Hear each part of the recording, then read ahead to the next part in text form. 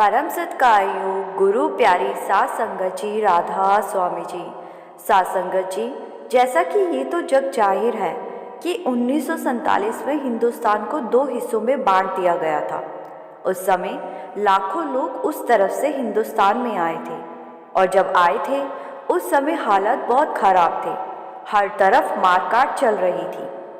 ऐसे ही एक सिख परिवार उस तरफ से हिंदुस्तान में आया और पंजाब के एक गांव में उस परिवार ने एक कैंप में शरण ली और उसके कुछ समय बाद थोड़ी सी ज़मीन पर अपना डेरा डाल दिया।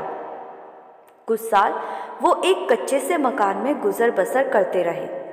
फिर सन 1951 में जब सरकार की तरफ से थोड़ी बहुत ज़मीन अलॉट की गई तो उनके हिस्से में छोटी सी ज़मीन आई जहां उन्होंने अपना एक छोटा सा घर बना लिया। उस घर के आंगन में एक बहुत पुराना पेड़ हुआ करता था, तो उस परिवार ने उस पेड़ को वहां से काटना ठीक नहीं समझा और ये सोचकर पेड़ को वहीं रहने दिया कि गर्मियों में इसकी छांव के नीचे बैठ सकेंगे। तो ऐसे ही उस परिवार में कुल 5 लोग थे, दादा दादी, माँ बाप और एक बच्चा। धीरे धीरे परिवार ने अपने घर को अच्छे से बनाया और रहने लगे, परंतु उन्होंने महसूस किया कि रात के समय इस पेड़ पर अजीब हरकतें होती हैं। इसकी टहनियाँ अपने आप ही हिलने लगती थी और कुछ अजीब सी आवाज़ें आने लगती थी। पहले तो इन सब ने इस बात को अनदेखा कर दिया और फिर एक दिन परिवार के बुजुर्ग दोपहर के समय पेड़ के नीचे सो रहे थे, तो उन्होंने दिन के समय भी वही आवाज़ें महसूस की और टहनियों को अपने आप बिना किसी तेज हवा के हिलते हुए देखा, तो वो थोड़ा डर गए। ऐसा हर रोज होने लगा और अब तो परिवार के सभी सदस्य डरने लगे। उन्हें रात को नींद नहीं आती थी। फिर उन्होंने आस पड़ोस से इसके बारे में बात की, तो लोगों ने कहा कि ये जगह तो मनहूस है, आपने ये जगह क्यों ले ली। ये सुनकर वो और भी डर गए और उन्हें समझ नहीं आ रहा था कि अब क्या किया जाए। किसी ने उन्हें बताया कि ऊंचे पहाड़ों पर एक सन्यासी जी रहते हैं, आप जाइए और उनसे नाम लीजिए, वो आपकी मदद ज़रूर करेंगे। अब डरता इंसान क्या ना करता।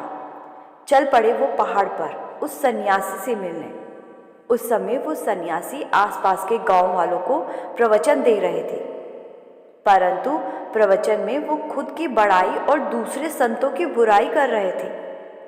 इस परिवार ने सन्यासी को जाकर सारी बात बताई, तो सन्यासी ने कहा कि चिंता मत करो, उस पेड़ पर भूत रहते हैं, मैं उनको अपने वश में कर लूँगा।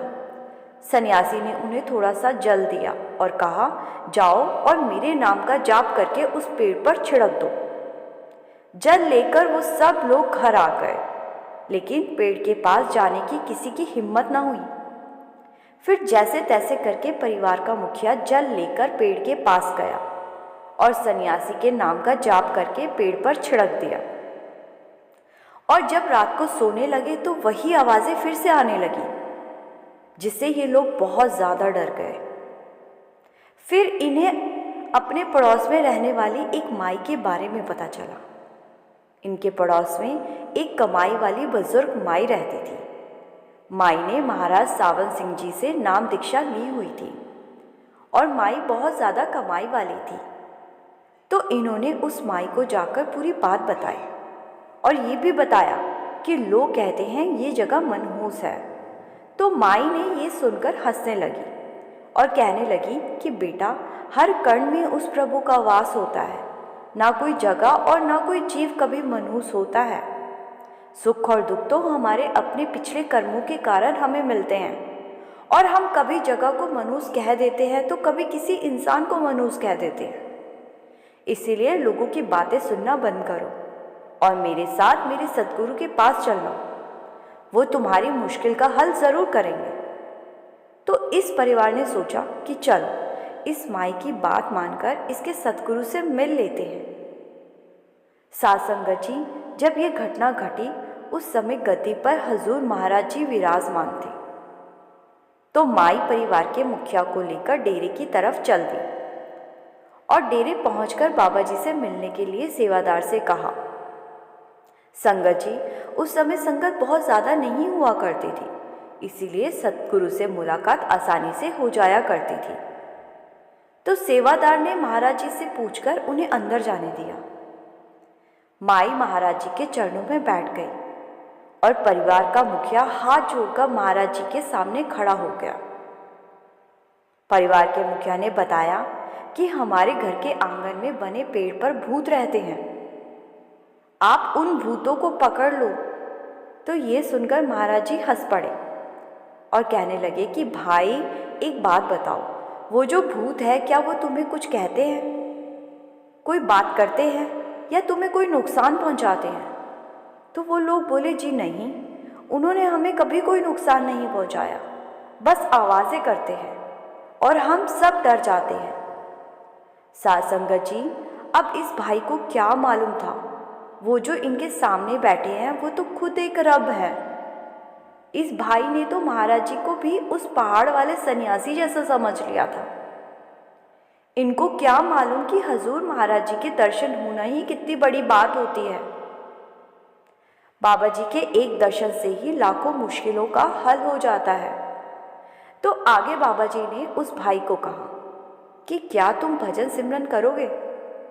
तो ये सुनकर वो भाई माई की ओर देखने लगा और सोचने लगा कि इन्होंने ना कोई मंत्र फूका, ना कोई जल छिड़कने को दिया, बस भजन करने को बोल रहे हैं। तो वो भाई कुछ ना बोले और चुपचाप खड़ा रहा। तो इसके बाद माई ने उससे थोड़ा अलग होकर पूछा कि अगर आपको बाबा जी नामदान की दीक्षा देते हैं तो क्या आप नाम की कदर करोगे? क्या आप हर रोज़ भजन सिमरन करोगे? तो मुखिया ने कहा, क्या ऐसा करने से पेड़ वाले भूत भाग जाएंगे? तो माई हंसने लगी और हंसते हंसते कहने लगी कि भाई, पेड़ वाले भूत तो क्या, अगर तेरे अंदर भी कोई भूत हुआ वो भी भाग जाएगा। तू जाकर सतगुरु के पैर पकड़ ले। भाई, तू बड़ा खुश नसीब है जो सतगुरु ने तुझे देखते ही नामदान देने का मन बना लिया। ज़रूर तेरे कोई अच्छे कर्म रहे होंगे, नहीं तो नामदान इतनी आसानी से नहीं मिला करता। तो उस भाई ने बाबा जी के पैर पकड़े और कहने लगा कि महाराज, आप जैसा कहोगे मैं वैसा करूँगा, आप बस हम लोगों को इस मुश्किल से निकाल दीजिए। तो इसके बाद सतगुरु ने उसको नाम की दीक्षा दी और वो भाई अपने घर लौट आया। साध संगत जी, जो समस्या इतने समय से उन्हें परेशान कर रही थी, उस भाई के घर के अंदर पैर पड़ते ही उनकी समस्या खत्म हो गई, क्योंकि ये भाई आज एक पूर्ण गुरु के दर्शन करके और उनसे नामदान लेकर घर लौटा था। अभी तो इस भाई ने भजन सिमरन शुरू भी नहीं किया था कि पहली रात कोई आवाज़ नहीं आई, ना ही पेड़ की कोई टहनी हिली। ये चमत्कार देखकर इनका विश्वास बाबा जी पर इतना ज़्यादा बढ़ गया कि भाई ने बिना नागा हर रोज़ 2.5 घंटे भजन सिमरन शुरू कर दिया और आगे चलकर ये पूरा परिवार एक सत्संगी बन गया। इनको ये बात समझ आ गई कि एक पूर्ण गुरु की शरण में कितनी ताकत होती है। साध संगत जी, हम इंसानों को ना कोई भूत, ना प्रेत, ना पितर, ना कुछ और कभी कोई तंग कर सकता है। हमारे कर्म ही होते हैं जो लौटकर वापस आते हैं।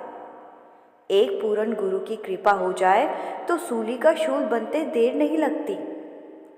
आपको साखी अच्छी लगी तो लाइक और शेयर ज़रूर कीजिएगा। चैनल पर पहली बार आए हैं तो ज़रूर सब्सक्राइब कीजिएगा।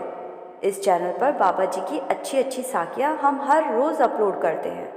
गुरु प्यारी साध संगत जी, राधा स्वामी जी।